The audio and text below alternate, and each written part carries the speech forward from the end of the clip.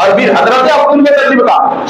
تاریخ اسلام میں سب سے بڑا کارنامہ، سب سے بڑا کارنامہ حضرت عبد المطلب کا تاریخ اسلام میں سب سے بڑا کارنامہ اہل اسلام کو دوبارہ زمزم کا کنواں دینا۔ زمزم کا کنواں مٹ چکا، زمزم کا کنواں ختم ہو چکا، زمزم کے کنویں کے نشانات ختم ہو چکے تھے۔ قریش کے قبائل کے آپس میں ایک دوسرے میں اتنے لڑائیاں ہوئی کہ انہوں نے اپنے خاندانی دشمنی کو زمزم کے کنویں پہ اٹھا دیا، اور اہل مکہ کے پینے کا پانی کا وہ سب سے بڑا ذخیرہ تھا، تو دشمنوں نے اہل مکہ کو پانی سے بچانے کے لیے زمزم کے کنویں پہ اٹھا دیا۔ ایک لمبا عرصہ چلا گیا تھا، زمزم کا کنواں ایک تاریخ بن گیا تھا، اس کا کوئی وجود نہیں تھا،